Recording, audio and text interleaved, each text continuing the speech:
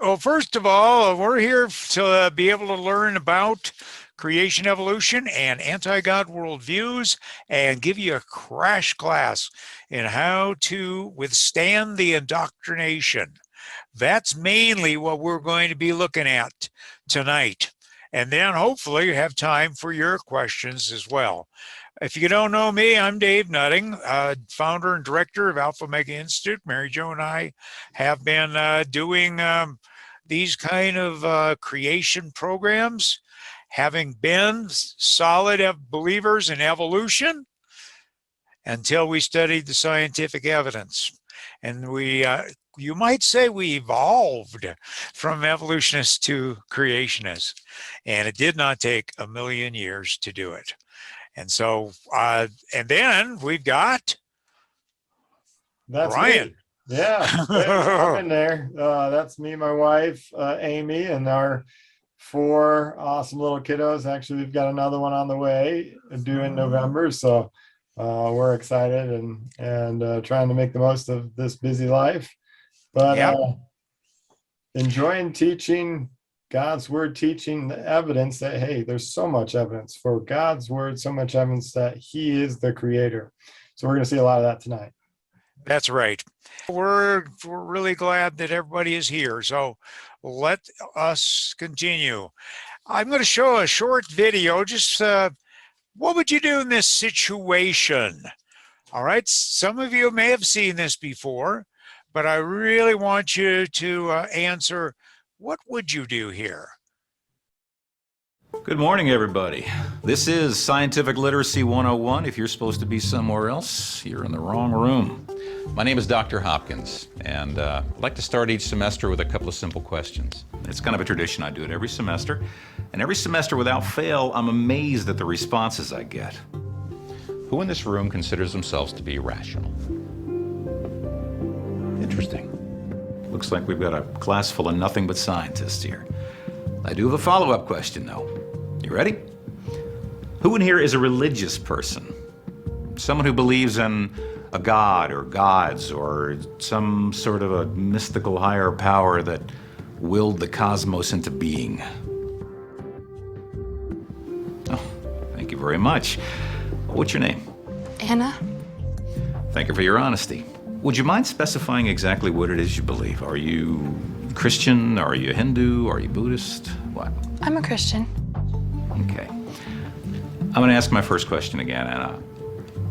Do you see yourself as a rational person? Yes. Do you think the world and our universe are explainable in scientific terms?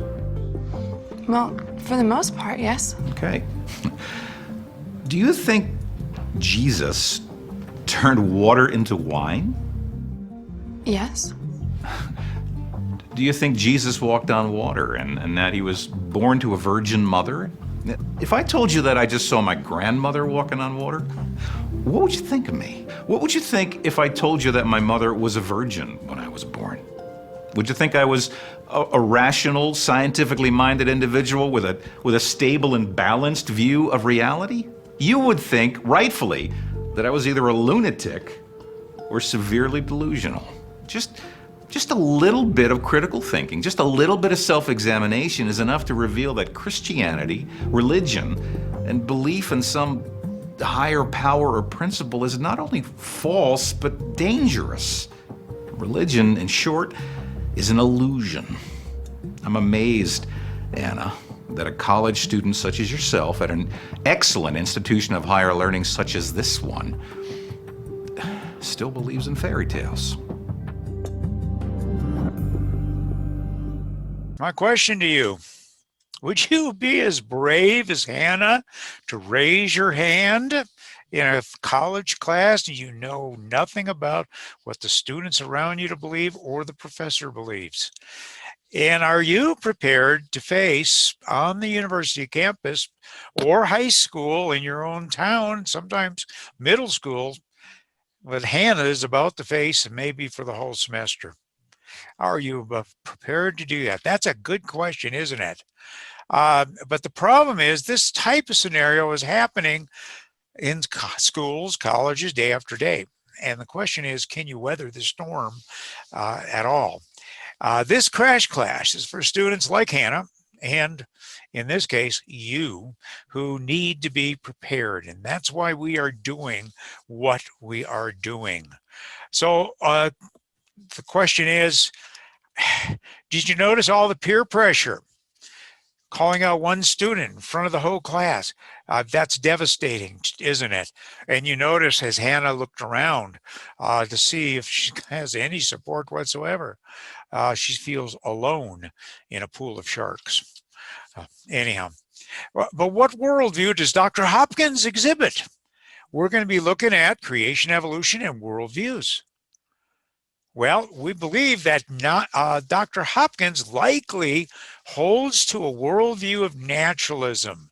And naturalism basically teaches that everything in the universe can be explained and must be explained by only natural processes without God. And so that's naturalism. Now, he may be an atheist and trying to wreck somebody's faith. That is a possibility. But notice even atheists can be friendly atheists, right? And at least apparently on the surface, although he didn't appear to be too friendly after he got going. Okay, but many teachers and professors like Dr. Hopkins teach that creation is just a religious myth, whereas evolution is science. Well, you're going to hear that over and over and over again. And there was actually a keynote speaker, a noted atheist at a skeptical student national conference. You know, he was answering a question, basically how to win the battle against Christianity. And this speaker is from a prominent university. So what did you tell students? You got to learn the evidence. You got to know the facts. No, never even mentioned that in the entire 1 hour presentation. But his entire theme was you have to learn to mock. Kind of like Dr. Hopkins. I am surprised with you, Hannah. You know, I got to learn to mock and ridicule. What I'm here to tell you, and Brian, is evolution is not science. It is a philosophy posing as science. And it is the pillar of the naturalistic world view. Okay, so in this particular student crash class, we're going to look at a lot of evidences now from astronomy, from biology and geology and other things, which actually do not support evolutionary indoctrination at all. In fact, these facts that we're going to look at, facts that they say supports evolution, turns out they better support the reliability of the scripture. So that's where we're headed. We're going to start with the Big Bang. And Brian. Yeah, we're going to start here with astronomy, which is my favorite topic. I actually got a degree in physics teaching.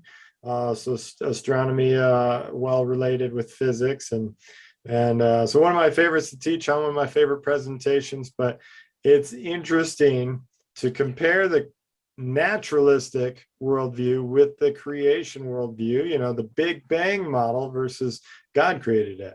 Here's the Discover magazine from April 2002. They're devoted to naturalism, to evolution, to the Big Bang, right? And here's how they describe the Big Bang. It says the universe burst into something from absolutely nothing, zero, nada. And as it got bigger, it became filled with even more stuff that came from absolutely nowhere. How is that possible? Good question. Is that really scientific, a good scientific idea? You have something. I mean, can you picture trying to create something from nothing? Gold bricks.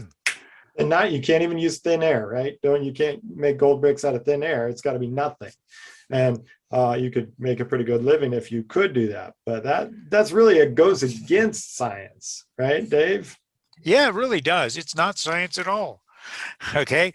And then we've got, turns out that both cosmic and or biologic evolution is not science. And these are the pillars of a philosophy of naturalism is what they are. And so Yeah, how did it all start, Brian? those, creation, evolution, the Big Bang, all these things, they're ideas, they're philosophies, they use science, they use scientific evidences, but they're the interpretations and philosophies behind it. See, we started with nothing here according to the Big Bang model, and here's the Big Bang. You get everything because of that. But like we were just talking about, there's some big problems ultimately with this. Some people say science has proven the Big Bang, evolution, and an old Earth. Some people say, I don't say that. I don't actually agree with that. Cross that out, because even the word proven, how do you prove something 100%? You might be able to prove something, you build up all this evidence, you might be able to prove something 99% sure about the truth of something, but can you prove it 100%? Even in the court of law, you prove something beyond a reasonable doubt, not 100%. So, we build up all this evidence. So the Big Bang model, all this stuff blew up and started clumping together, and then you get stars forming and planets forming, and then things evolving on the planets because we see change today. So given enough time, things can change. The story may make some sense, but there are some big problems is what we're going to see. There's some big problems with the Big Bang. There's some big problems with evolution from biology and from the fossils as well. And so we're going to look at all that tonight. But specifically here on the Big Bang, if we keep going, the Big Bang contradicts known principles of science. It goes against the laws of science. The cause and effect, there must be a cause for everything that's happened, right? How did we get this gold brick? It didn't just pop out of nowhere, right? So the Big Bang goes against the known laws of science, and ultimately, when you look at it, the Big Bang, there's a lot of problems with the Big Bang. We have it listed here: the flatness problem, the missing antimatter, the horizon problem. We're not going to get into all those tonight. We don't have enough time. We have less than 2 hours now to get through all this stuff. Just know we're hitting the tip of the iceberg, really, with all this stuff. There's so much more evidence, and we want to be able to share some of those links and extra resources with you. But even just look at those last two questions on that last list. Where did it come from? How did it expand? Where did all the stuff come from? How did it expand? Those are big questions. And to answer those questions, Big Bang scientists have to add to the Big Bang model with the multiverse theory, the inflation theory, dark matter and dark energy, which again, in this limited context, we're not going to be able to cover enough. I can give you the link actually to my expanded astronomy talk, which I go a little bit more into detail, but there's some big problems with the Big Bang, and to add to those problems actually still adds even more problems to the problems we already had. And here's an example of this. You have, how did stars form? You have this gas cloud here. Are stars born in these big gas clouds? In fact, they say these big gas clouds clump together, smash down, condense, and once they get tight enough, they will, start spinning and start fusing, boom, light up as a new star. So that's the idea: big gas clouds clumping together. And but what do we know about gas? Gas is always moving. You might remember solids move like this, liquids, they'll move like this, gas goes like this. And so it's hitting the walls of your water bottle or container or whatever. In the next slide there, you got a can of hairspray or paint, actually, paint spray paint. And, when you press the top of the can, what happens to the gas? It gets sucked into the can out of the room and sucks all the air out of the room and forms a little star on the inside of the can, right? Not exactly usually. The gas wants to get it. In fact, the factory it took them work to put the gas into the can, to push the gas into the can. Gas wants to naturally get away. If I have a bottle of perfume and I throw it down on the ground back here, pretty soon you're going to smell it. If you're in the room with me, we don't have smell-o-vision through Zoom, but if you're in the room, it's going to fill the room pretty quick, right? That's the diffusion of gas. It wants to spread and get away. So the question is, how do we get all these gas clouds to clump together, stick together, to get tight enough to be able to form a star? That's a big question. I mean, you think about even, they talk about shock waves coming through space and condensing these gas clouds, but think of a cloud of smoke. What happens when a shock wave comes through that cloud of smoke? The gas cloud, the smoke cloud's going to disperse even further, right? So the origin of stars, as they say here, they admit it when you press them or when you look at the details. They admit it, the origin of stars represents one of the most fundamental unsolved problems of contemporary astrophysics.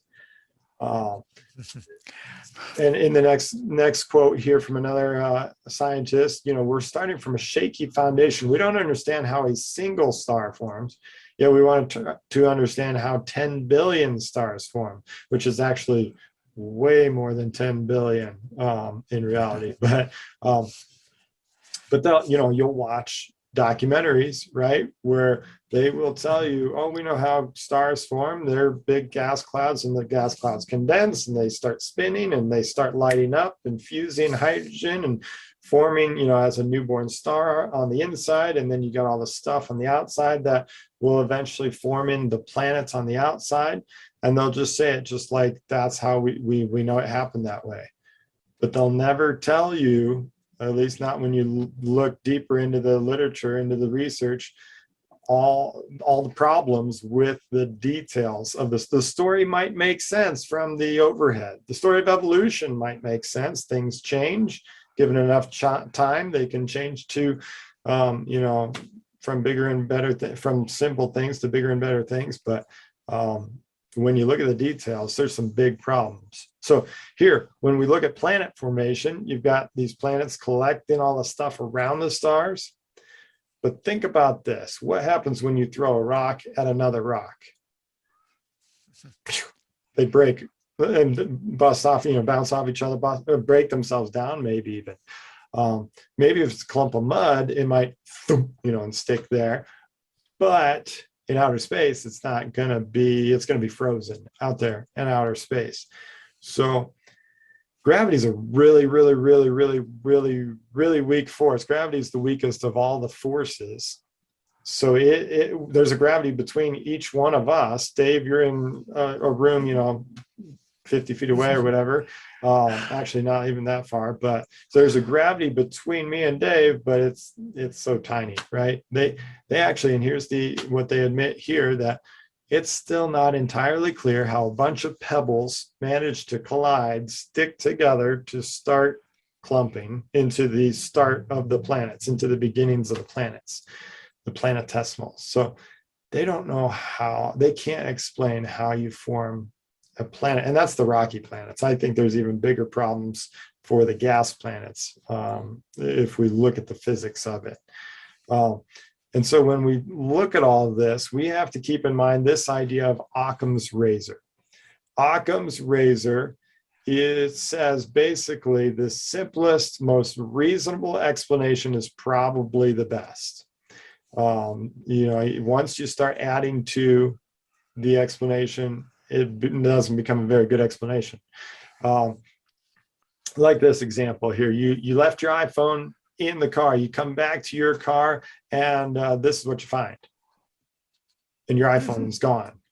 Obviously, it was probably like a disoriented pelican that slammed in your window there, accidentally swallowed up your phone, got scared, flew away, right?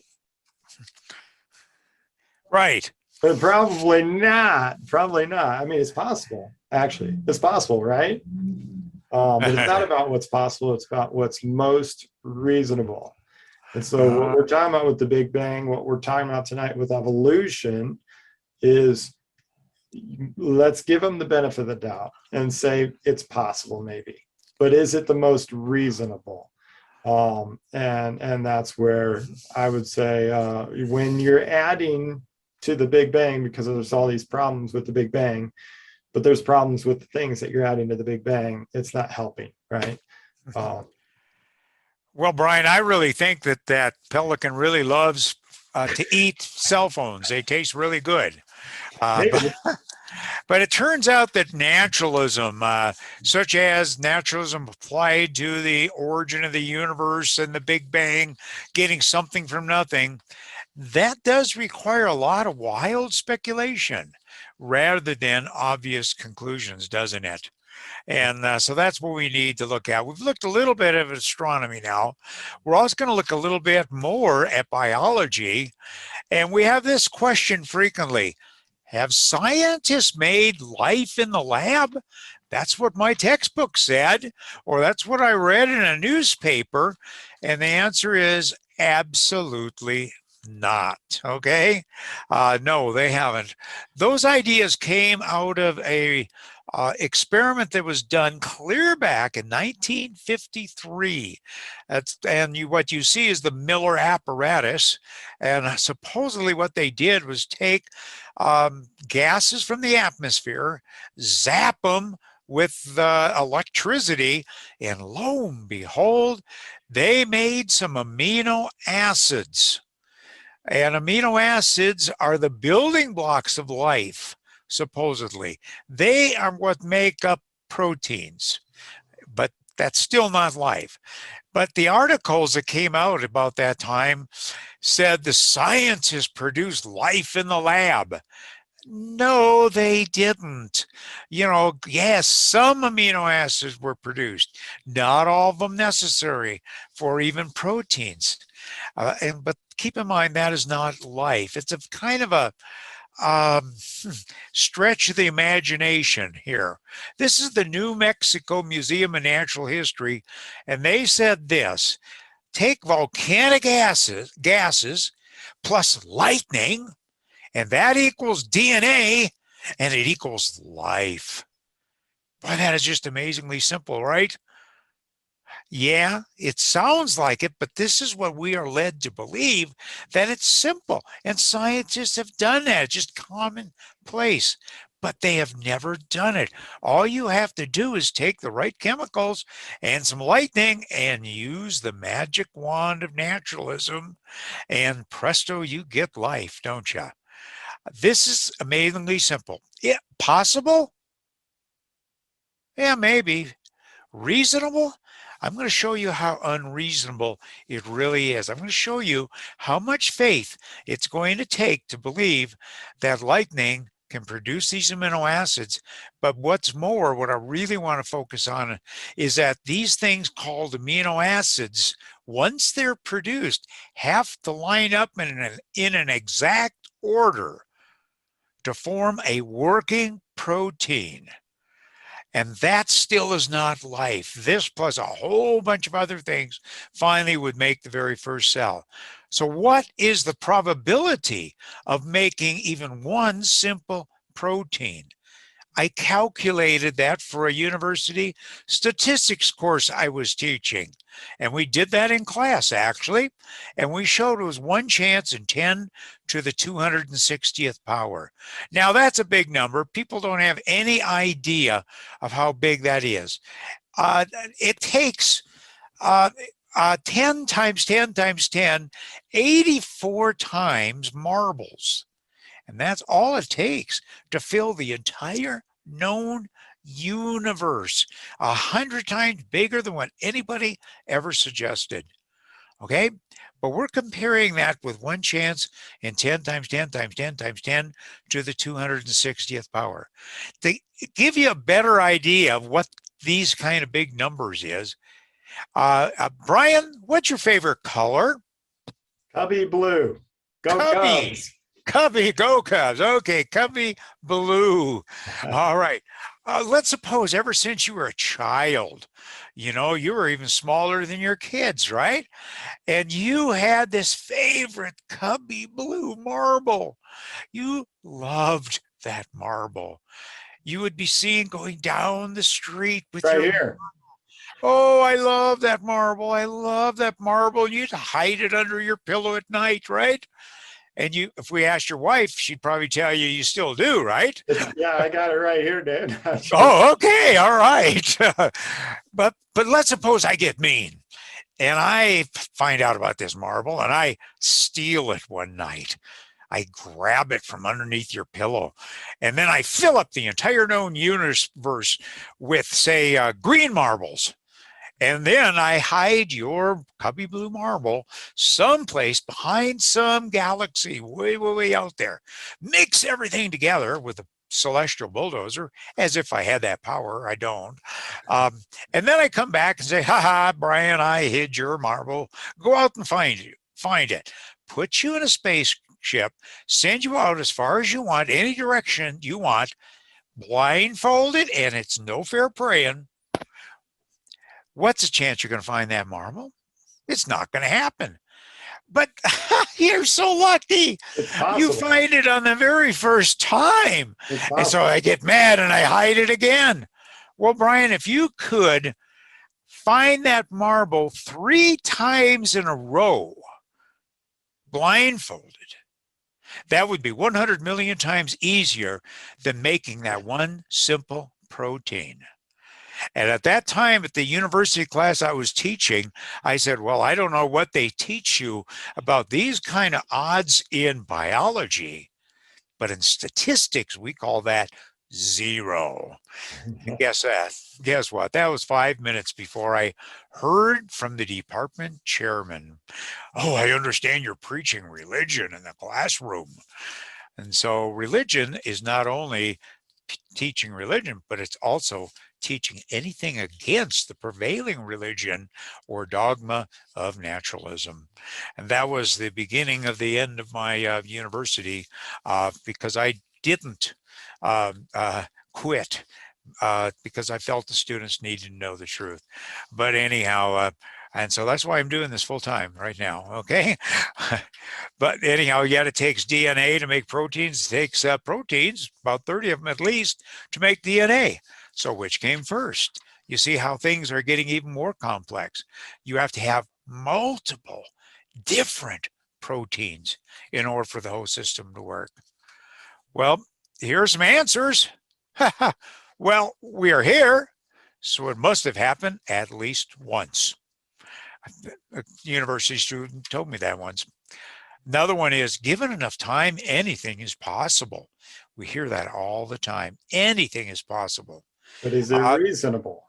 Yeah, but is it reasonable? Good point there, Brian. And then they might say scientists are working on that problem. Well, that's a pelican answer, isn't it? And that's where, can I add this, Dave, too? Is Sure. that, just recently I had a student or a person online, I think, that gave us a link to this presentation, and this researcher, modern day researcher, is, they're getting these chemicals to be able to lump together and to be able to form vesicles or packets, to be able to plug other things in, and they can respond to their environment or whatever. And so they're saying, they're starting to figure it out, but there's still some huge gaps in, just clumping these chemicals together.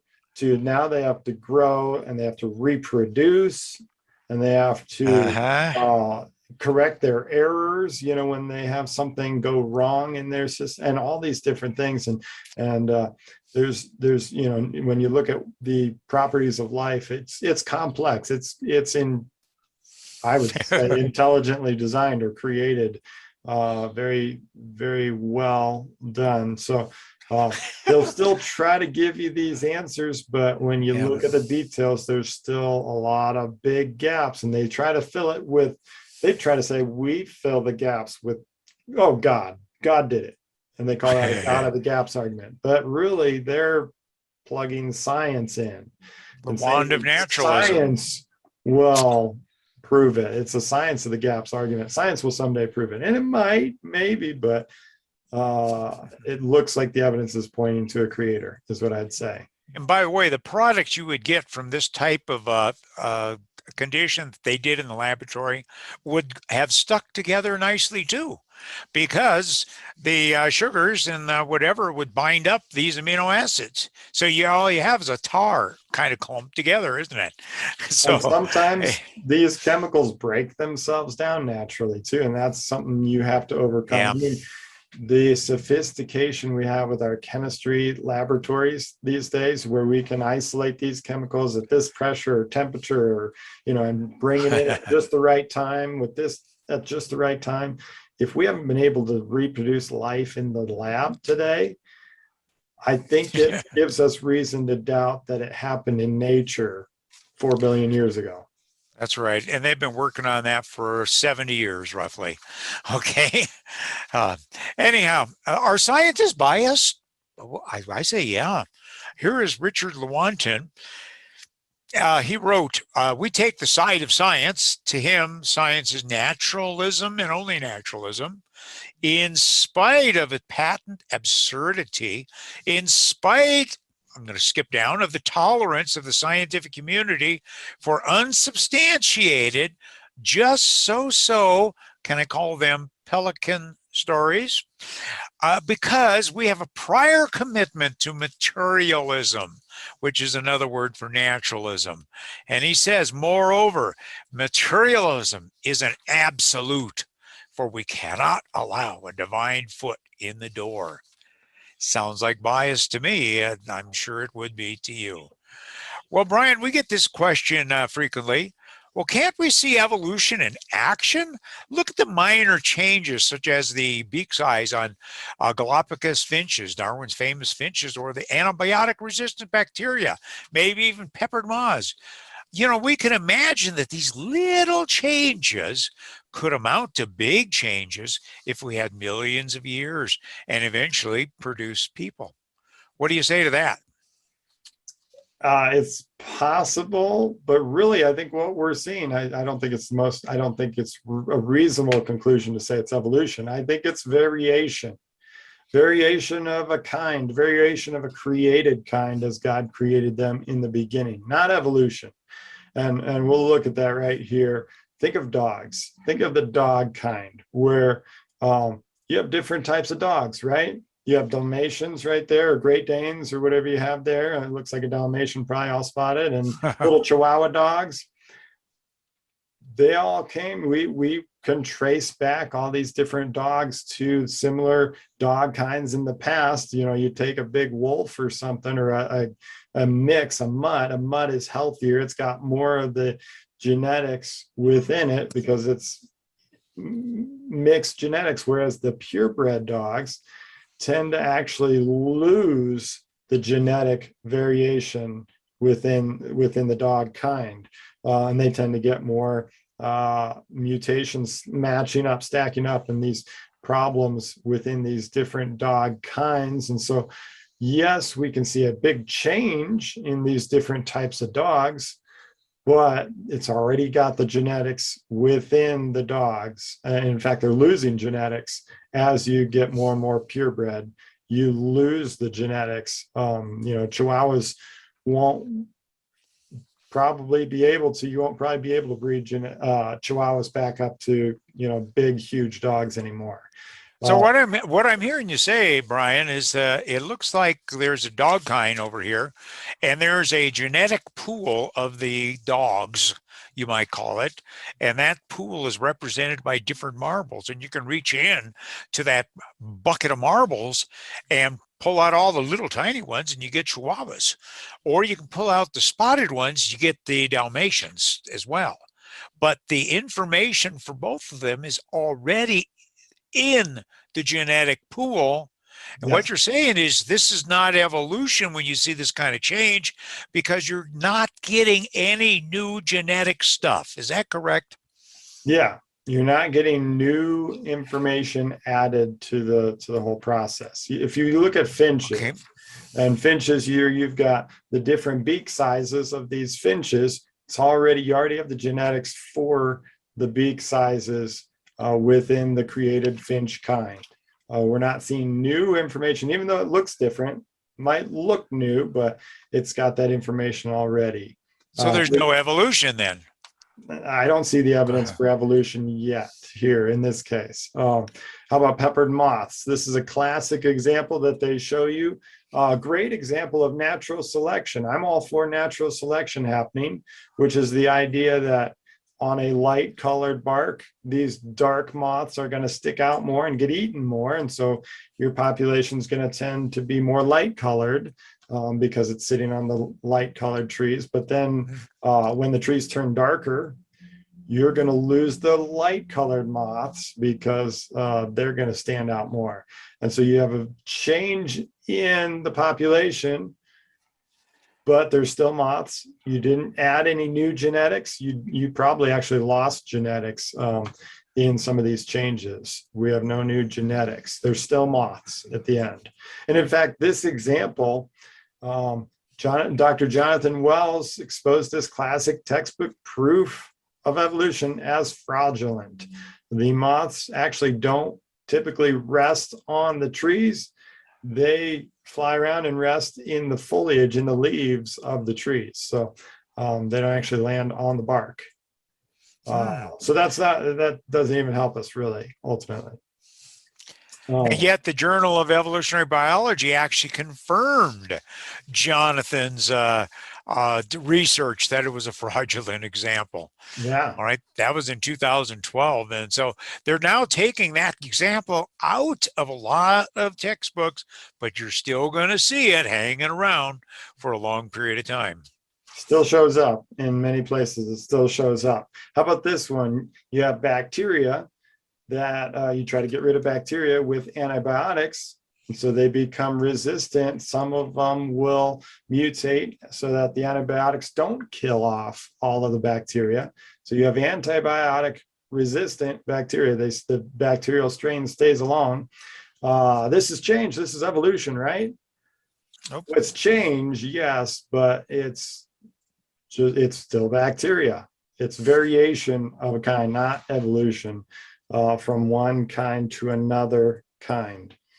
In other words, you can get minor changes, yes, but that's not evolution because it's already in the gene pool.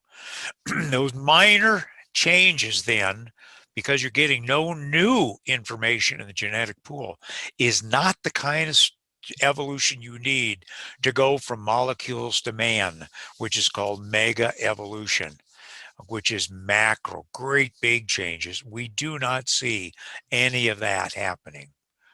Okay. One time I had a meeting with a professor in Iowa, and we met from 7 o'clock in the evening for 5 hours until midnight, giving him evidence after evidence for creation and the problems with the evolutionary explanations that are normally presented. And it didn't seem to faze him at all. And so I asked, well, wait a minute, what would you accept as evidence for creation or problems with evolution? And he said, absolutely nothing. You understand he has a bias toward naturalism, doesn't he? He really does. Guess what? I should have asked this question of him 5 hours before. Saved myself a lot of headache, I'm sure, that evening. As you're dealing with people, remember those questions too. Remember to try to ask them questions. What evidence will you accept? If there is evidence for God, would you accept him? Would you believe in him? And sometimes people say no. And it's like, okay, well, sounds like you're a little close-minded. Well, here's naturalism at work, and here's what the professor is suffering from. Even if all the data point to an intelligent designer, such an hypothesis is excluded from science because it is not naturalistic. That's from Dr. Scott Todd a number of years ago, and that was a key witness in the Kansas whether or not evidences for intelligent design should even be included in the curriculum. He said, oh no, can't have that. Okay. Well, here's a big one we get all the time. Well, wait a minute. We know evolution is true. Look at a human appendix. It's a useless leftover from evolution. At least that's what we're taught. Some others will say, well, it's basically not useless, but it has a very minimal amount of use compared to what it had in our ancestry in the past. Well, there are some assumptions that just came out when they said from our ancestries in the past, because we don't know that, do we? All right. But is that really useless? Well, they used to point to a whole bunch of different organs in our body. At one time, I think they had 180 things they thought were useless. The pituitary gland was on that list, which is the master gland of the body. It regulates everything. The thymus, the tonsils. Yeah, kids had their tonsils out in my age very, very regularly. Today, they don't do that as much because they realized there was a function. And it turns out that thymus, tonsils, and the appendix are very important in immunity. And also, the appendix is very useful when you get violently sick. You know, the type of sickness where it's coming out of both ends, you know about that, and you lose all your beneficial bacteria. The appendix has now been shown to be a safe harbor for some of this good bacteria, which you have to have. Safe harbor. And after the sickness, it will recharge the rest of the intestinal tract. And of course, wisdom teeth, really important. Chewing, very important. You know, as we look at that, we understand that scientists were looking at the appendix through two different eyes. One might say evolution is wonderful and come up with the fact that come up with an ancestry for the human appendix. Other ones would just say, wow, what an awesome, powerful creator with the appendix having so much important function. All right. And so in this crash class, we're looking at biology. We're not done with biology at this point here. All right, you're going to hear a whole bunch of other things, and I want to make sure you understand what this is all about. Brian. Here's a question, and if anybody has questions out there, please go ahead and write them in the chat, and we'll try to hit those questions as we're able. Likely, we might even just get to the questions after the presentation here. So please, if you ever have questions in there, something that somebody's asked you, go ahead. We'd love to hear from you on that. But because a lot of questions come up, a lot of times people will ask you things. I mean, we're human. We can't know everything. We don't know everything about everything. So what do you do when you don't have an answer to a question? Dave, what do you think? What do you do if you're I came up with this idea one time. You stop. S-T-O-P. S, stand firm. T, trust the Lord. O, observe options or other ways to explain the data. And P, you pray with patience, and hopefully God will give you an answer. Okay? So shouldn't you pray first, Dave? Yeah, well, that sounds really good, Brian. Yeah, but then you have pots instead of stop. Anyhow, so here's one you're going to hear. 98% of our DNA is junk left over from millions of years of evolution. So how would you answer that? You stop, right? You may not have an answer for that, but then maybe part of that stop is writing an email to me or Brian, right? And realize that maybe what you're hearing is filtered through somebody's naturalistic worldview instead of a biblical worldview.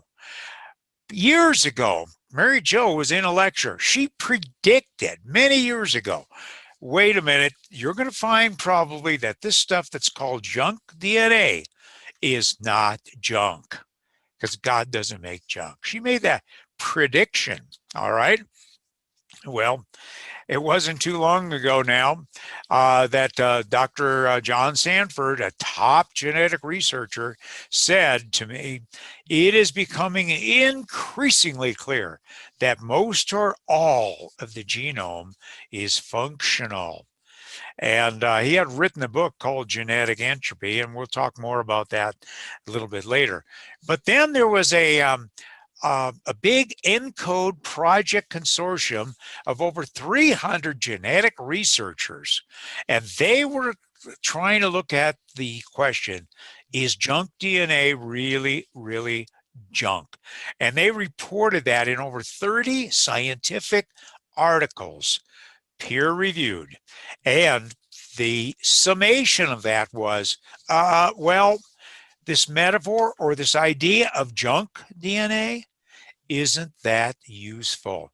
And what they were able to show is that most or all, close to all of the quote junk DNA had a very important use. Okay, I remember Mary Jo saying that in one of the lectures at a university and talking about the ENCODE project, and she had a professor stand up in the middle of the auditorium and holler out, "It's a lie!" Wow, that really got under his collar when his pet evidence for evolution all of a sudden was being challenged by real data. Okay, and but now even Discover magazine says it this way: the key point is, and remember, they're committed to evolution. He said the key point is it's not junk. Okay, and they're finding all kinds of very important usages. Those numbers refer to scientific, technical journal articles showing what this non-coding protein was useful for. Just look at two of these on the list, the last two here. Helping to fight disease. That's very important. And then regulating embryological development. Guess what? You wouldn't even be here today listening to this program if it wasn't for this stuff that's called junk DNA. Okay, it looks designed. No junk there. Okay, I'm going to give you another one there, Brian. I'm going to say, isn't it true that one stage in our development, like 2 months in our development inside of our mother's womb, we had gill slits like a fish, yolk sac like a fish, and a tail like a fish or an ape? Doesn't that prove evolution? Well, when you hear it, you need to stop, stand firm, trust the Lord, observe options, and pray. Okay? And when you do the research, you find out gill slits are not gill slits at all. Okay. In fact, they never have oxygen transfer. They're not slits. They're not gills. They're pouches into which develop much of the jaw and neck region. And the yolk sac in humans, it looks like a yolk sac, but it's not. It's a blood-forming sac, which does the job of producing the blood that's very needed for the baby at this stage of development because the long bones haven't been developed yet. And guess what, Brian, I didn't notice. I'm sorry I looked, but you weren't dragging a tail behind you when you walked in here. Okay? And yet you have that structure, but it's very important for muscle attachment. It grows a little longer than the rest of the body at this point, and then the muscles attach around that. My question then is this: why call these by these gill slits, yolk sac, and tail like fish structures? And that's not what they are, unless somebody is trying to convince you of evolution very deceptively. They're trying to show we're reliving our evolution as what they're doing. But that's a complicated, complex scenario, a complex process of forming your body from just even one cell, sperm and egg. How about this one? Chimps and humans share almost 99% of their DNA. You still hear that today. Being parroted all over the place. 99% of their DNA, I'd say no. That's not true. Even though you hear that. So first, let's stop. Let's observe our options. Let's pray. Let's look what are the details? Because when you look at the details, it's not true. This article here, they say, it's down to maybe 93.6% similar is what they estimate, or 86 to 89%, actually as low as maybe 70 to 71% similar. not 99% similar. In fact, here is I found this just not too long ago. It's a secular evolutionary video on YouTube from Minute Earth. Are we really 99% chimps? And they say yes, when you look in this section, look in that region there, Dave. Oh, yeah. In that one section there, they say, well, yeah, that's 99% similar, basically. But that's when you're ignoring 25% of the human genome and 18% of the chimp genome, ape genome. When you disregard those huge sections, then maybe you can say we're 99% similar, but we're really, it's not even close, really. And there's so much research showing that even given 10 or 12 million years, you can't change the genetics that much. It's just that it's too much changes to happen to evolve from ape-like creatures. So again, a lot of this has to do with how we look at the evidence too. Is evolution wonderful? No, I think what an awesome, powerful creator. But I think definitely we've got the evidence on our side when you really look at what makes the most sense. What's the most reasonable, right? What about the brain, Dave? The brain is just so complex, right? Doesn't it? It's amazing. I mean, when you look at positive evidence for creation, just think of the brain. And all the stuff that's going in there, or think about your DNA molecule, which is a computer programming. We know that is so sophisticated now. And do you realize, though, how sophisticated your brain is? Yet your brain is much more sophisticated and much better than my computer. And I say, if my computer was designed, and yours is better, your brain, then your brain was designed as well. Just think about the human brain. There are more synapses in a brain than the number of stars in 1,500 Milky Way sized galaxies. That's a bunch, a great big bunch of them. A single human brain has more switches than all the computers and routers and internet connections on the face of planet Earth. And by the way, we do sell that book, Designing Complexity of the Cell, if you want that one. It's very good, talking about the details. All right. But how does naturalism explain that? Here it is. Perhaps an early cell billions of years ago developed a sensitivity to other cells. Then it is conceivable it would have been on its way to becoming a human brain. You know what? That kind of sounds like a pelican explanation. Perhaps. And keep in mind, the words perhaps and conceivable are not scientific terms, are they? They're speculation is what it is, okay? And now I have a whole lecture on design, looking at tremendous evidence of design. And at virtually all of those evidences, we get the similar type of explanation. And in fact, from naturalistic viewpoint, we get this all the time. We can imagine how mutations in natural selection acting over millions of years might refine or produce systems. Sounds really good. You can do a lot in a million years, right? And mutations in natural selection. But think about it. There are a couple words here that are not scientific. Imagine and might. That's speculation, isn't it? That's not what they actually see. Brian, what do you see when you actually see mutations? When you see mutations, it tends on almost 100%. It's negative all the time. There might be cases where you might say some of the mutations are positive, they're beneficial, but that's kind of subjective based on your perception or your perspective of Well, yeah, beetles on a windy island, if they lose their wings, then they don't get blown off the island. And well, but they lost their wings, right? Right. This guy's got an extra leg. It's not really helpful. This chicken doesn't have feathers. That's going to die in the sun because of the radiation of the sun, right? If mutations were a good thing, why not hang out near these radiation experiments and things, right? We know radiation, we know mutations are making things worse. You're adding letters into that genetic code at the top, and that's going to tend to make it worse. It's not.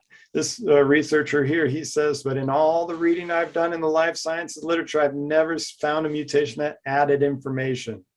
In fact, he says he always sees it reducing genetic information.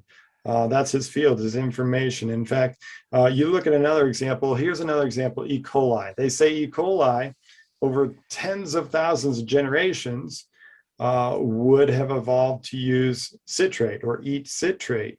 So they've observed this, a change in the E. coli. They say it's evolution. But what we see is something was broken and now it can use citrate. Mutations didn't create a new gene, didn't create a new thing. It's maladapted. It's worse. It got worse. In fact, things just keep breaking. It's like this guy, Wreck-It Ralph. I love that guy, right? He just keeps breaking things, not creating new complex features. In every case, things are broken, not getting better. It's kind of like the next slide here. If you're in a race, evolution's losing. Evolution's going backwards, actually, not just losing. Evolution's going the wrong, or what the change that we're seeing based on mutations is backwards, not things evolving bigger and better and more complex. And that's what we call genetic entropy. It's going from good to worse. Probably very good at the very beginning when God created Adam and Eve, to not so good anymore. Dr. John Sanford is a very top genetic researcher in this country. He has so many credentials, written over 70 scientific articles, peer-reviewed, has 25 genetic patents behind him. He used to teach at Cornell as a professor there, co-inventor of the gene gun for sequencing DNA. I mean, this guy is smart. And you know what he said? The whole idea that evolution, it's called the primary axiom, proceeds by mutation and natural selection, is wrong. And in fact, he said it's not only wrong, it's absolutely dead wrong. It's a false axiom. It is a discredited hypothesis and can be confidently rejected. And so if you hear a teacher will say, well, evolution proceeds by mutation and natural selection, you can confidently reject that because that is an outdated idea, in other words, okay? And so, Brian, hey, got one for you. How do you explain the different skin colors and the races we see around us? Absolutely. That's a good question. From an evolutionary standpoint, Darwin and many people, many of the followers of Darwinism said, you know, these races came about from different apes evolving over time.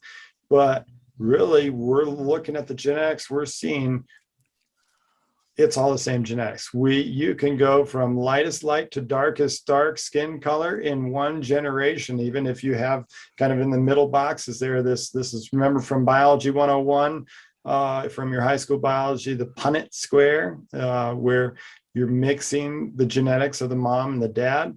If you have mixed skin color like that in the middle, you can get a dark-skinned baby and a light-skinned baby, just like that, twins. In fact, it's actually happened in modern times. These young ladies now, this is a picture when they were younger, but there's, as they got older, there's another picture of them.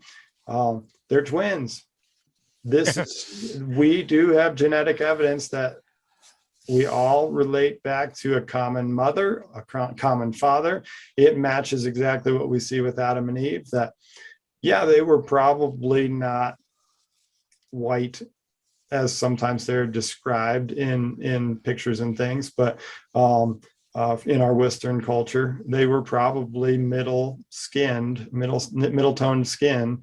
And since then, you have different family groups that maybe took different traits with them after the Tower of Babel. And so maybe those that had darker skin in that family group went down towards Africa, and they probably actually were healthier in places with more sunlight, whereas in Europe you're healthier if you have lighter skin. And so that's the tendencies that happened over those generations after that, and based on the family groups. So but ultimately there's not many races, there's one race. There's no reason for racism in this world today, right?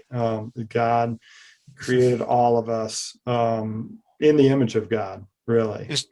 You really notice that, Brian, when you see a family with these twins, right? Absolutely. Beautiful daughters at the same time. They're very different, and there's no room for racism there. Okay. All right. All right. So we've covered astronomy, biology. Now let's look at geology and fossils. Dave, that's kind of your forte. You got a degree, master's degree in geology. What can you tell us about that? Well, let's look at it right now. We have people say, if you believe in the Bible is true, including Noah's flood, then they ask us a bunch of questions. Okay. Uh, how come there's no evidence for this flood whatsoever? Okay, so we hear that frequently. But it turns out that not only is the flood one of the most documented biblical event, but it is also supported by major archaeological evidence that has been discovered describing the very same flood, okay, with great detail like we'd see it in the Bible. There are 270 flood legends from around the world, and it's interesting that a lot of them have a lot of common information. Yeah, with this chart here, you see the different columns or the different cultures, people groups. And this is their legend of a huge flood. And the more green on that chart shows you, hey, that the more their legends match the biblical picture. And probably we see some of these cultures, their memories have changed or been distorted over time, but the biblical record in scripture is very detailed. And I think they're remembering the same event, all these different cultures. For sure. That's what we're looking at. So that's anthropological evidence as well, but there's also much geologic evidence. And I think about the one petrified tree on your left, going through all of those layers that are supposedly 50 million to 100 million years of geologic history. Well, wait a minute, that tree would have rotted in a very short time, so you wouldn't see that thing. It looks like those layers buried that tree very rapidly, kind of ripped it up because there's no root structure, buried it in the sediment, and quickly surrounded it. There was no time for decay. That indicates that 100 million years never existed.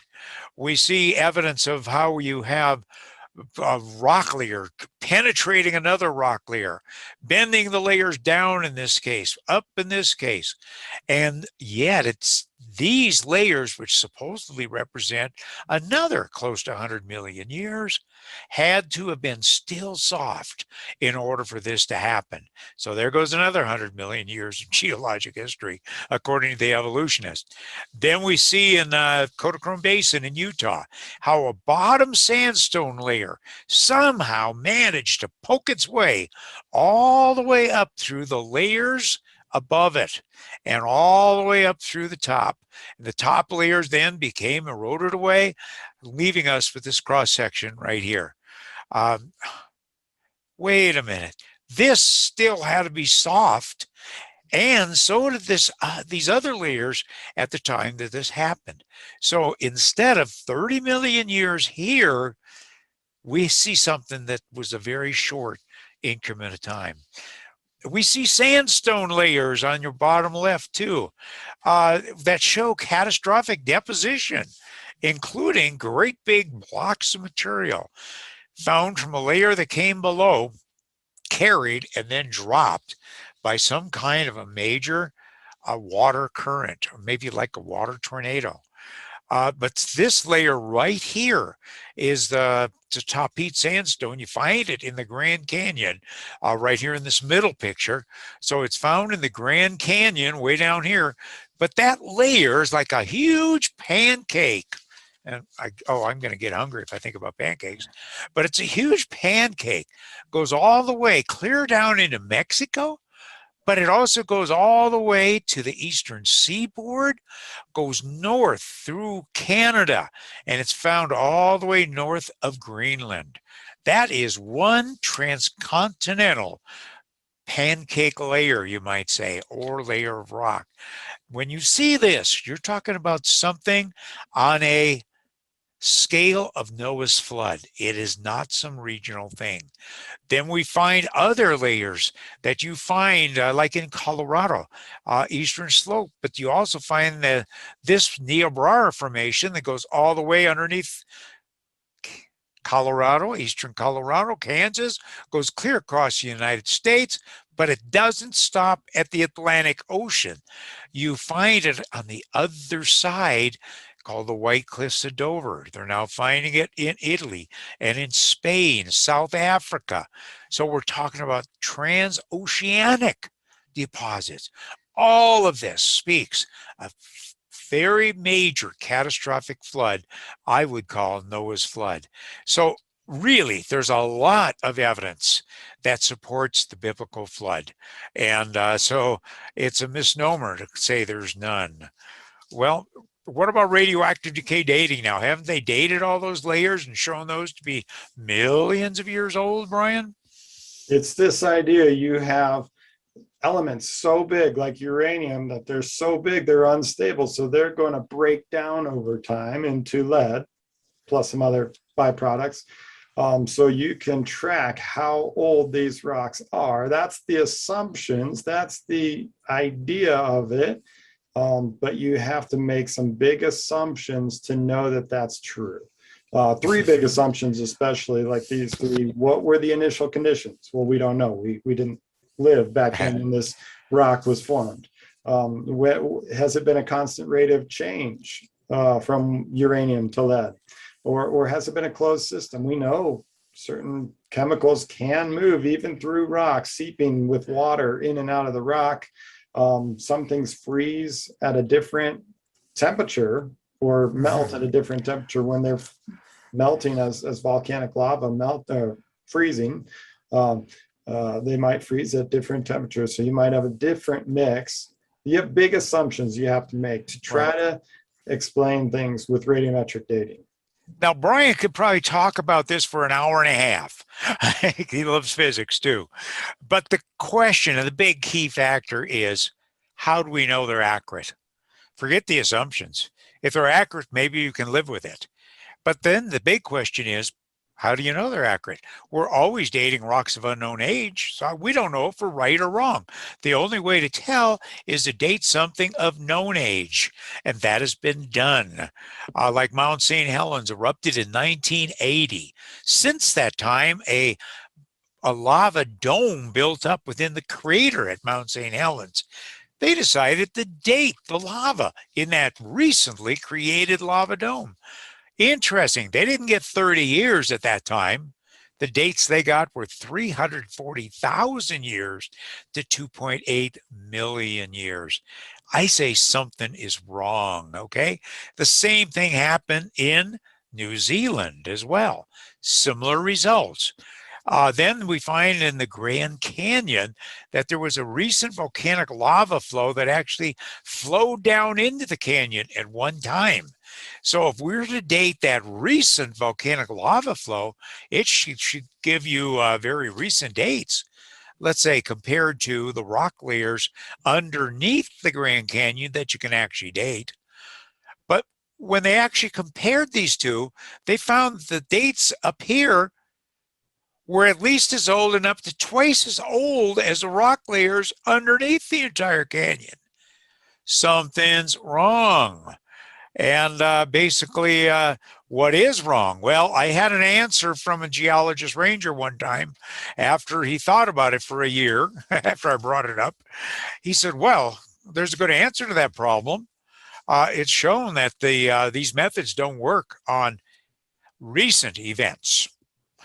And I just had to ask him, if these methods don't work on rocks of known age, how do you rely on them to give you good results on rocks of unknown age? And he had no answer for that whatsoever. And that's a big question. You're assuming something big right there. By the way, if you want to know more about dating methods, you want to know more about the geologic evidence for a flood, how you can get huge canyons formed just like that. Go to our website, discovercreation.org. There's a whole section there. If you go to /videos, and you can go down to the flood lecture, or you can go to the fossil one, or you can go to the one on design or biology. It's all there. One on astronomy too, right, Brian? Yeah. Oh yeah. Okay. All right. And so anyhow, so there's a lot of evidence, and rather interesting. I remember when I was going to the university, this is after I became a creationist, I started taking a whole bunch more courses to find out what is currently being taught in the sciences.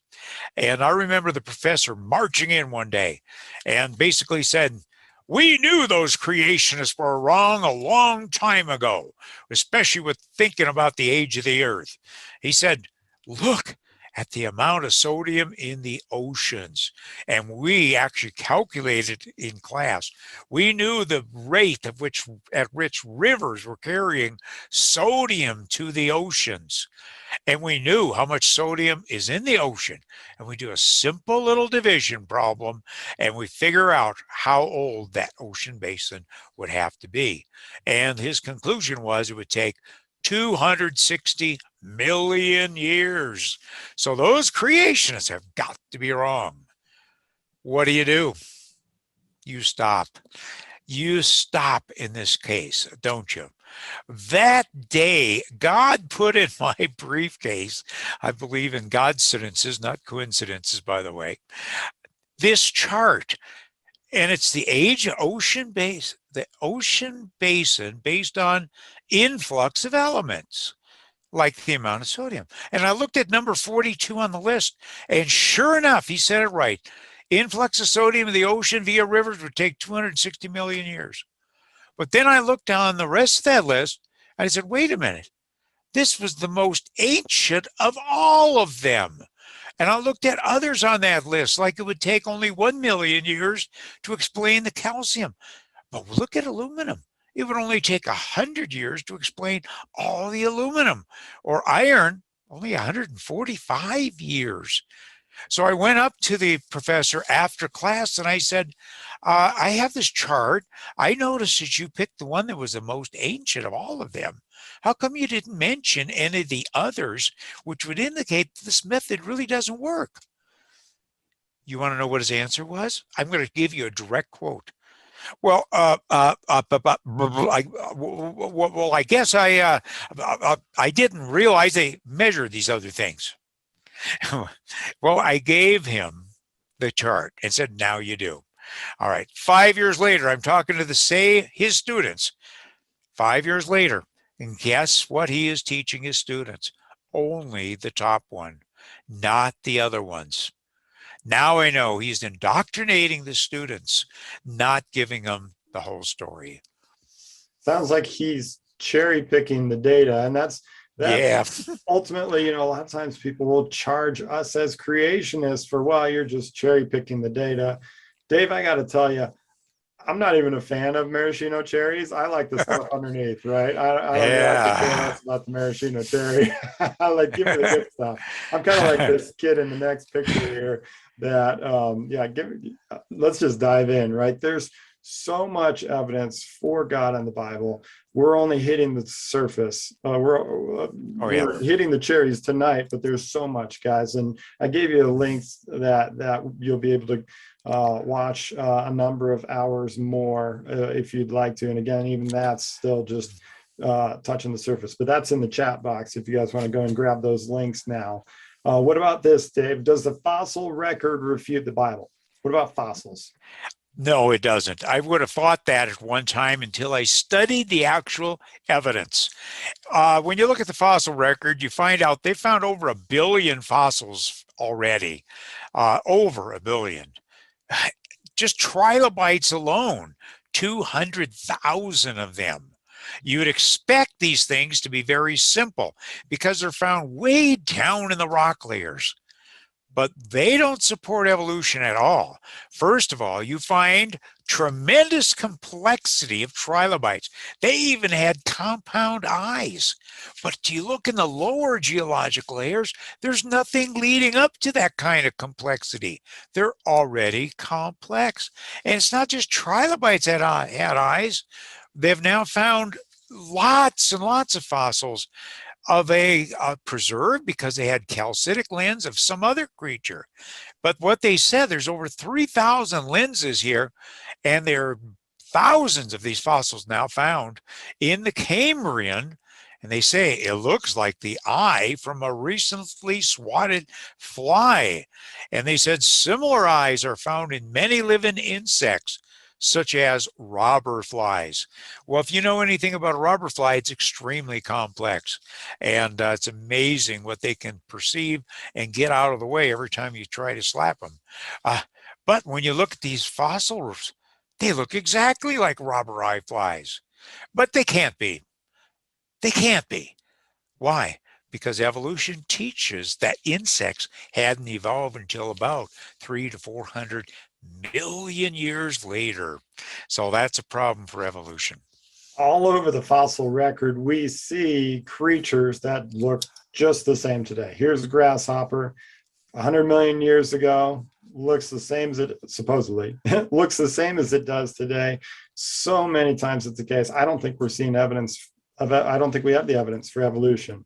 How about the next slide? There's a bunch of insects here. Insects have always been insects.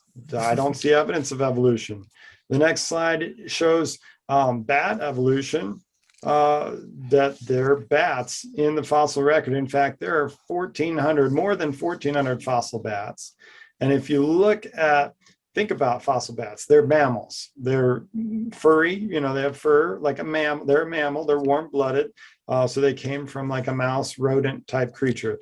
They've found 22,000, more than 22,000 fossil rodents, 1,400 fossil bats. You expect, okay, it's evolved from this to that, right? But where are the transitions? We should find at least hundreds. Give me 100 in between. There should be thousands of them in between there in B, C, D, E, and F, and G. To show us evidence. And even think about that. This is one of my favorite examples. Like, how do you go from these little tiny mouse legs to, you know, longer, bigger, wiry, weird, flappy arms that, you know, don't do much until now they can fly, right? I mean, that's a big changes, but I don't see the evidence for evolution. You got to give me more than what you got. In fact, there's evidence that there's soft tissue in dinosaur bones, and other other fossils, that this tissue has not rotted away. It has not turned to stone in supposedly millions of years. That tells me that I don't think it's been millions of years. They're asking the question, how have these tissues, blood vessels, blood cells, DNA fragments, how have they survived millions of years? And I think they're asking the wrong question. Are we sure it's that old? Are we sure it's that old? I think that's a huge evidence that a lot of people still are unaware of. And in fact, they found carbon-14. There's been research done to find carbon-14 in dinosaur bone, which shows that it should only be thousands of years, not millions. But a lot of people are rejecting or refusing to look at that research. And Dave, you even have experience grinding down, polishing dinosaur bone as a young man, making jewelry like this belt buckle. What was your experience? Yeah, between the ages of 14 and 16, I polished a lot of jewelry out of dinosaur bone. And basically, once in a while, I would all of a sudden get a rotten egg smell. And I said, I never thought about that, but I should have understood the significance. I was grinding through rotting soft tissue and didn't even know what I had. I should have been able to publish on that when I was 14 years old, probably. Could have been famous. But you know, as far as fossils go, they've now found fossils clear back to the Cambrian, supposedly 500 million years old, and they too have soft tissue in them. And that's even a bigger issue for evolutionary things. I like this cartoon from Farside, millions of years old, and they look as these eggs were laid yesterday. Watch out, you're about to get the bite on you, okay? You're in trouble. Again, go to our website if you want to know about more about the fossil record, okay? And very important to understand on that particular DVD, we're going to show you how to ask the right questions. This is out of maybe a second or third grade textbook, and it shows how a fish crawled out of the ocean and changed into the amphibians. Then they made this wonderful claim, missing links show how the process took place. Well, I say that's good artwork, but you have to ask a question. What's the evidence? What is the evidence they based that upon? Turns out at the time the book was written, there was nothing. Since that time, they had other candidates that were saying were a missing link, but they all fizzled. And my question is this: if nothing was found, how could something missing show anything about evolution? That is a real big issue. And what about this idea of Tiktaalik, Brian? Yeah, Tiktaalik's supposed to be, they basically went and said, okay, if fish evolved into land-dwelling four-legged creatures, we should find some intermediate here, like 380 something million years old. And that, so they went, looked in rock layers they thought were that old. They found Tiktaalik and they said, perfect. This proves our evolution. We predicted it. We found Tiktaalik, but then guess what they found? They found trackways, 4-footed trackways of creatures already walking 9 million years before Tiktaalik would have been living. And so here's what one of the scientists says is, well, we thought we'd pinned down the origin of limbed tetrapods. They thought Tiktaalik was the missing link, but there must have been something with 4 legs before him. He's no longer the transition. We have to rethink the whole thing. Yeah, right. So When it comes to whale evolution, again, there's a lot of artwork. This is a 4th grade unit on evolution, 4th grade. So a lot of your friends are already getting evolution, even if you don't go to school, they are, and they're probably telling you about this kind of stuff. But wait a minute, hold on, great artwork. What's the evidence say for that guy right there? Well, here's a museum exhibit, but you still have to say, what's the evidence for it? And all they had were 2 small pieces of a jaw. That's it. That's not enough evidence to get the whole animal, is it? There's a lot of artwork, a lot of bias going into this. Here's the next one in their lineup, Pakicetus, front cover of Science magazine. And they actually made the claim, bones prove the whale walked. So you say, great artwork. What's the evidence for that guy? Well, you go to a different magazine and here's you see the evidence. And all they found were the parts of the skull that are dark in color. And guess what? They found no leg bones, no tail, no backbone. Now that's not enough evidence to get that great picture, is it? And so when you ask that question, what's the evidence? You find out, it looks pretty shaky, very shaky. Well, now they have more evidence of Pakicetus, and this is what they think he looked like. I smell a rat. Do you? Anyhow, which is the correct one, the 1983 model or the 2004 model? And so we have to ask those questions, don't we? Even when we get to human evolution, we see a lot of great artwork. So we say, what's the evidence? What's the evidence for that guy circled there? You would expect an entire skeleton, right? Yeah, but all they had was a skull cap. And from that, they figured out everything about this creature. Now, we can go into much greater depth on the whale evolution for each and every one of those lineup, but we don't have the time tonight. Just understand the artwork. Same thing on human evolution. This is out of a second grade book. And the second grade book, a second grader should have said, ooh, this is Ramapithecus. Great artwork. What's the evidence? And it turns out that's all they had were two small shreds of a jaw and nothing else when that book was written. And from that, they got Mr. Ramapithecus and the rest of the family. And I love this one, Brian. Yeah, this one's a great one. It was hailed as awesome evidence for a missing link for that human ancestor. It's called Nebraska Man, 1922. But you know what they found? Again, what we got to ask the question: what's the evidence, right? What's the evidence? They found one tooth, and that's how they came up with this missing link of human evolution. That Mr. Nebraska Man and his wife and his camels and horses in the background there. But at least it was one tooth, the whole tooth, but nothing but the tooth, huh? Nothing but the tooth. But it actually turned out to be a extinct pig's tooth, not in the line of human evolution. So does not support it. What about, you hear so often of feathered dinosaurs or dinosaurs evolved into birds. Birds are supposedly living dinosaurs today. Is that really true? Well, National Geographic had a great article and they showed this picture of what this dinosaur with feathers looked like. And they said, what's the evidence? We have the evidence. Here's the fossil. And what they didn't realize when they published that article is that that whole fossil was fraudulent, okay? It was fraudulent.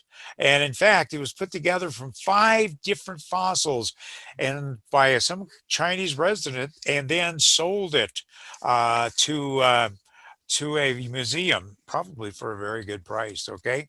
Then later they found out, yep, indeed, it was fraudulent. And there was an article that actually came out explaining that. Since that time, many of the things that National Geographic touted as evidence for dinosaur to bird evolution turned out to be fraudulent. They fell out of the sky. So the question is, did dinosaurs evolve into birds? Well, actually, no. This type of dinosaur supposedly evolving into bird was found, but it had 3 birds in its stomach. He wasn't evolving into birds. They were eating them. And so no evolution there, right? And all of this, when we're looking at all this stuff, what are we looking at from astronomy, biology, geology? Big problems for evolution. And yet, all of this stuff seems to support what the Bible is telling us all along: the reliability of the scripture, the creation, the fall, the flood. And that's what we're looking at entirely. And we're not just breaking down evolution in the Big Bang. It's like these evidences are positive evidences for God, for the Bible being true. So, but, then you have a lot of people, and I've heard this a lot of times, the Bible is full of contradictions. Oh, really? What do you do when somebody says that? The Bible's full of contradictions. You can't believe it. Well, give me one. Great question. That's the first thing we want to say. Great question. Sometimes, and I had a student actually pull out his phone. He said, okay, well, I went to this article and they said, let me look at it here. And he pulled it up. And there's tons of articles that talk about that, tons of websites that talk about that. But there's tons of rebuttals online too. There's tons of good explanations online or good books, resources that give good answers when you look at the context. And here's that example. Here's one right here. Basically, this particular one is, who killed Goliath? We all know David killed Goliath, right? But how come in 2 Samuel 21:19 it says Elhanan killed Goliath. What do you do with that kind of thing? First of all, you stop, right? And then maybe you better do some research, observe options, in other words. When you do the research, you look at the passage, find out if he was right, because don't just junk your faith. The context is everything. When you look at 2 Samuel 21, sure enough, we find Elhanan killed Goliath, but it was Goliath the Hittite. The one that David killed was from Gath. Okay. But anyhow, it says a couple of different things to think about. When you look at the context, there was war again with the Philistines. Wait a minute. So this is talking about a later time, later than when David killed the Goliath from Gath. Okay. Then you look in verse 22, after they talked about 4 other individuals killing a giant. And it said these 4 giants were born to the giant in Gath, which is probably David's Goliath, and they fell by the hand of David and by the hand of his servants. David was part of the killing of one of those giants, as well as one of his mighty men, as one of David's mighty men. So the big answer is all of them killed some very big dudes. So understand there are answers here. Wait a minute. Let's not do this one, Brian, okay? All right, but let's just look at that one. We'll save the grasshopper for another thing. But what we realize, what you look at, what we would have told you there is you look at the context, you look at the depth behind just what, some of the simple text, there's good answers for it. And here's a book here, Keeping Faith in an Age of Reason, Refuting Alleged Bible Contradictions. That's a good resource. There's a number of different ones you could look up too. Another question that people try to say is, hasn't archaeology proven the Bible wrong? I have an entire hour lecture on that I do. I'll have to come to your church to give that. Okay. Right. But I make that point after giving evidence after evidence after evidence that the Bible was right from archaeology. I make the point that there has not been one archaeologic discovery that contradicts the Bible. And that comes from a major archaeologic researcher. In fact, all of these archaeological discoveries confirm the Bible. So no, archaeology hasn't proven it wrong. Yeah. And here's another one too. Scott and I, our coworker Scott and I, we had a discussion one time with a guy who actually wrote a book saying Jesus never existed. Dave, you met a professor who said Jesus never existed. Is that true? Can you believe that? Yeah, right. It's interesting because I kept hearing the same story. I finally traced it down, not only to a professor, but I traced it down to a website that they're getting all their false information from. And they actually went on that not only did Jesus never existed, they said Nazareth never existed before 400 AD. It is the town that theology built, and they called it pious deception. Well, guess what? That sounds really good when you read it on an atheist site, but it was fraudulent. It wasn't true. You can print anything you want and put it on a website. Turns out that there was a church that basically is on the site that's traditionally called the site where Jesus grew up in Nazareth. And they wanted to add on to the church recently. And in order to do it, they had to get a building permit.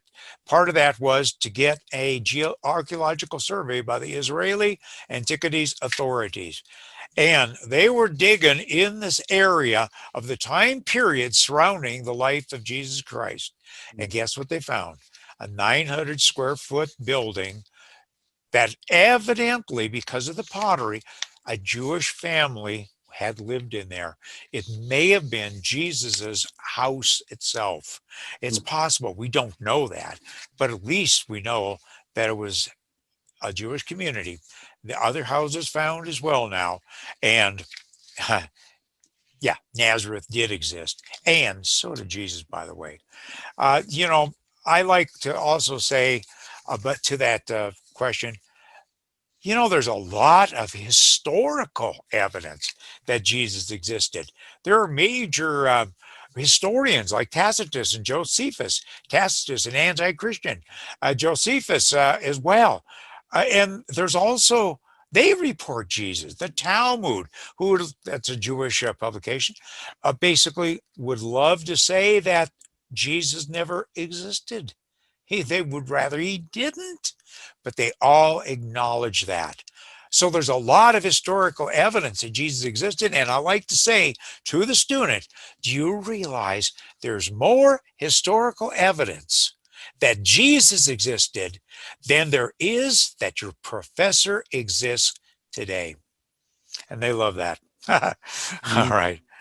And you know, that's something that claim Jesus never existed. You'll see that on atheist websites, but when you dig into the details, the scholars, secular anti-Christians and Christian scholars, they all agree that, you know, there's too much. There was a Jesus. They all acknowledge that, secular and Christian scholars both.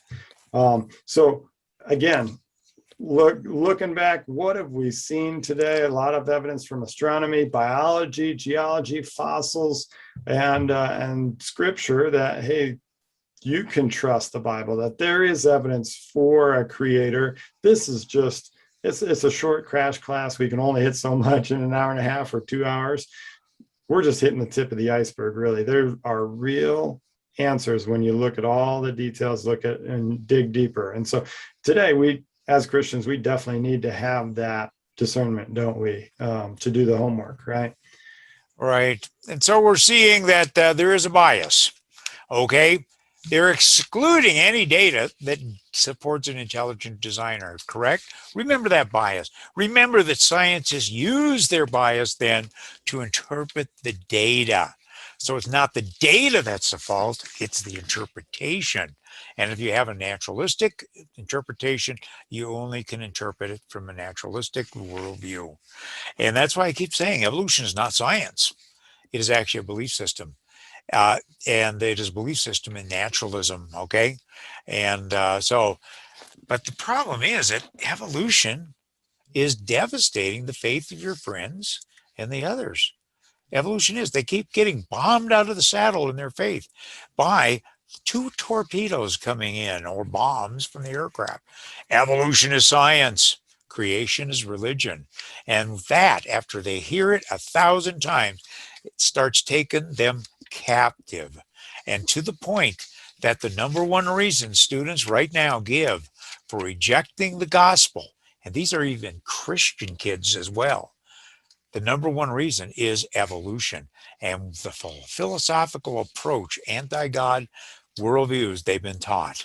And I want you to know, you who are listening right now can reach out to your friends. You can help them see that they can trust God from the first verse of the Bible to the last verse, okay? Amen. They can do it. Yeah, and this is really why we do this ministry. We want people to be equipped with solid facts, with the answers. This is what 1 Peter 3:15 says. I should have maybe highlighted the first line, but I underlined it because that's really key. That's really the first thing here. In your hearts, honor Christ the Lord as holy. We need to believe in Jesus, right? He's our Savior. He's he's the way, the truth, and the life, right? And then number 2 here, let's always be prepared, always being prepared to make a defense to anyone who asks you for a reason for the hope that is in you. We want you to always be prepared with this evidence, with the knowing how to share your faith and yet do that with gentleness and respect, with a Christ-like attitude, right? So honor Christ, we're trust in him. And be prepared to give an answer. That's why we do what we do. That's right. And let's do that with gentleness and respect. So that's right. Very important to do that. Well, guess what? We have just gone through the student crash class, most all of it. It's crash class. I hope your minds haven't exploded. And we're going to be repeating this class tomorrow morning, and it starts from 10 a.m. to noon. Brian and I will be back. Get your friends to that. Whatever you have to do, tie them up, drag them in, screaming and kicking. No, do it with a Christ-like attitude, okay? Take them to lunch, take them out to ice cream. Of course, we all love ice cream. Who would say no to ice cream? I would. That really helps, right? But we want to also point you to other resources like our videos. DiscoverCreation.org, our videos gets more in depth. Or if you want to read something, go to the website under evidence, and you'll see evidence written and videos there too. Yeah, some of my favorites right there. That's exactly. So another thing too, we really want to continue what we started with this crash class with you. You know, you're going to have questions. You're going to think about things. You'll mention it to your friends, and your friend said, really? And he brings up other questions. We want you to get your questions answered, okay?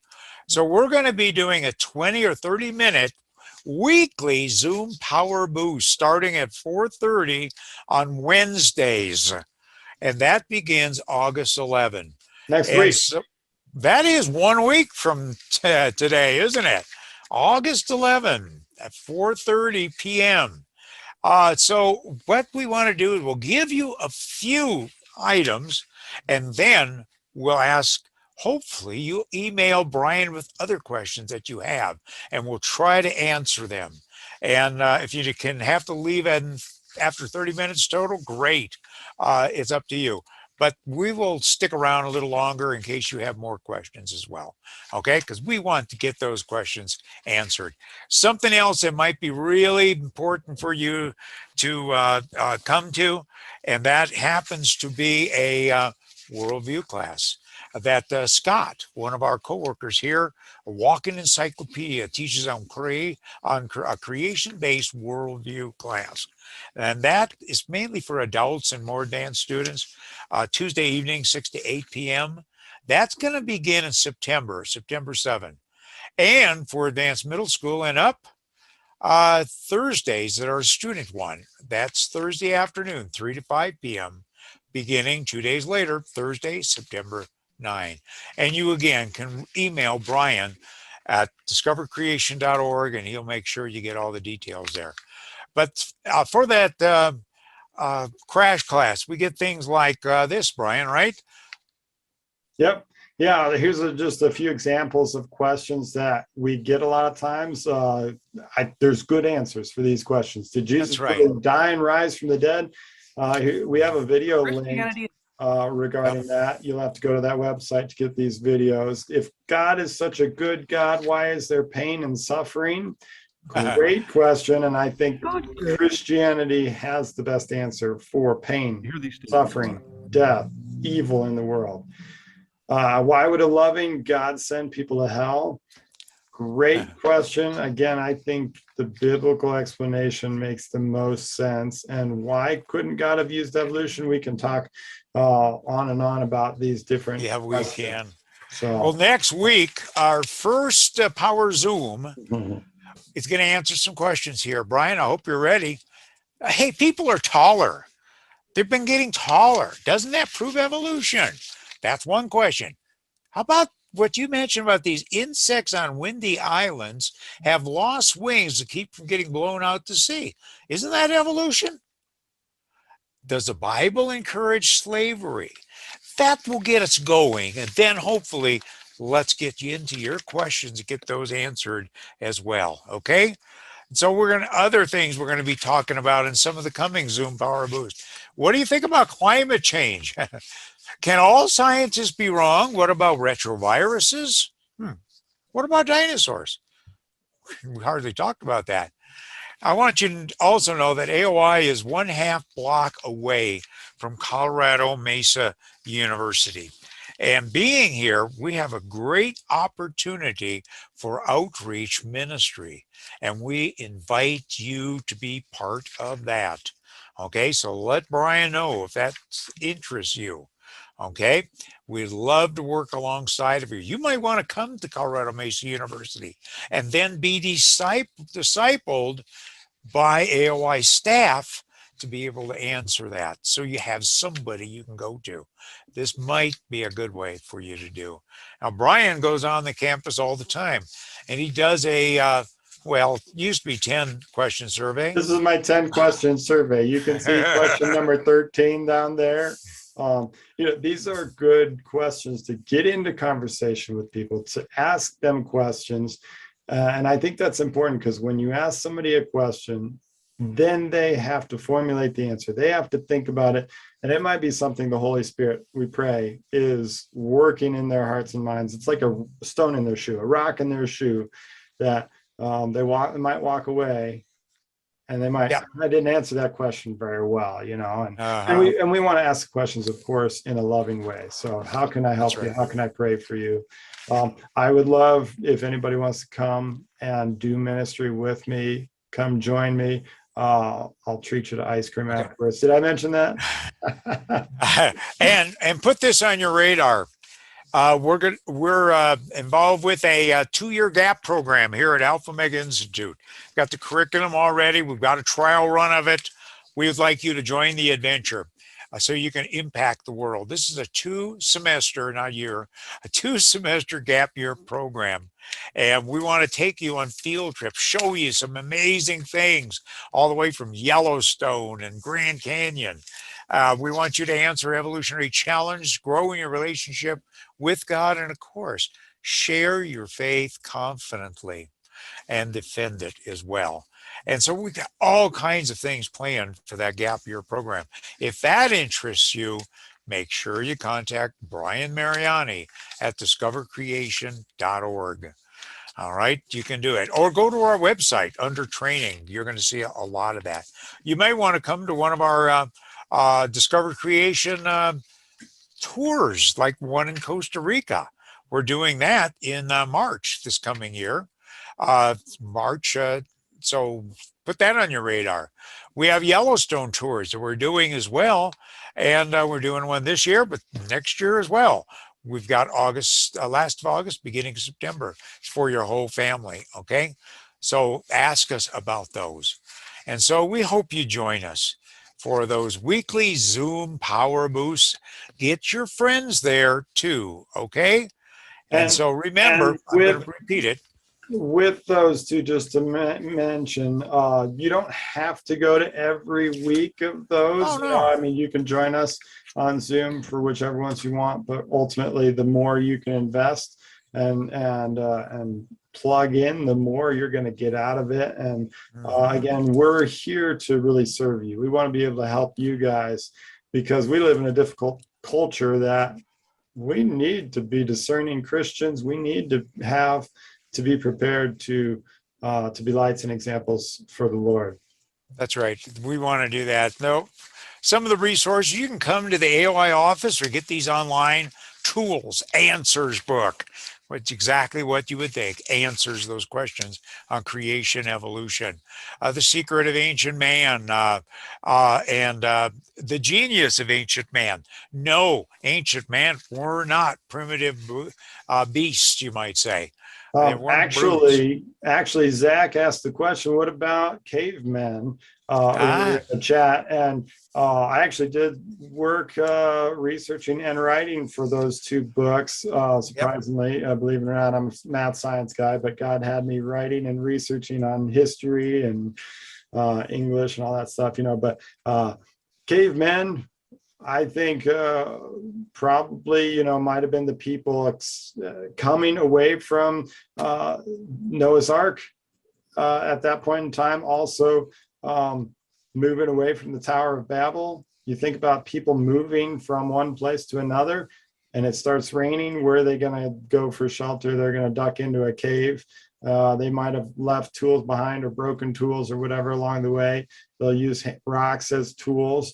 I think we have evidence that the cavemen they're not evidence of evolution. They're not evidence of slow development, dumb cavemen slowly evolving. I think it still points to a biblical account of history ultimately. That there's so many legends of this dispersion from a tower, these pyramids all over the world. They're remembering the same thing and reproducing the same thing. Brian, one of these weeks, you're going to get a chance to answer this question about primitive man in one of the power zooms. Okay, Great. that's on this docket. Other tools, wonderful DVD series on astronomy. The last one here specifically deals with the Big Bang and the major issues. And the person who put this together used to be an engineer for NASA, the Space Administration. All right, the design and complexity of the cell. This is one of your favorite. Basically, you've got 15 to a whole bunch of different scientists showing why evolution doesn't work. And these are top-notch scientists. And there are literally thousands of scientists who believe in creation too. Or one of our DVD sets. You can buy that, or you can go online and get some DVDs too at discovercreation.org/videos. But if you want a whole box set, we're running a special on those for $35. Okay. And so I'll watch out for that one. I already mentioned genetic entropy, tremendous tool, a day-by-day devotional for you and your family in color. One piece of creation evidence with scripture per day for 365 days. What about dinosaurs? You can pick up these tools too, either online or at our office here. And even for your younger brothers and sisters, you have the Dinosaurs, God's Mysteries Creation, Creatures. Flooded, one of the best books available right now on the flood, goes into the fossil record as well. Amazing book. I love it. So like us on Facebook, follow us on YouTube, and you can help, pray, volunteer, and even give. I know students don't have money. Okay, might get your parents to help with that one, and maybe donate to think. Go to our website, hit the donate button, and put in your $1.5 million donation, or no, whatever you're doing there. Okay. We have a free publication called Think and Believe. You can sign up for it, or you can get a copy of it in your email mailbox, or you get online. You'll be notified every time a new one comes out. Okay. So remember, we're repeating this crash class tomorrow morning. So encourage your friends to get online with us. Okay, or join us on the Power Zoom. So God bless you. Thank you so much.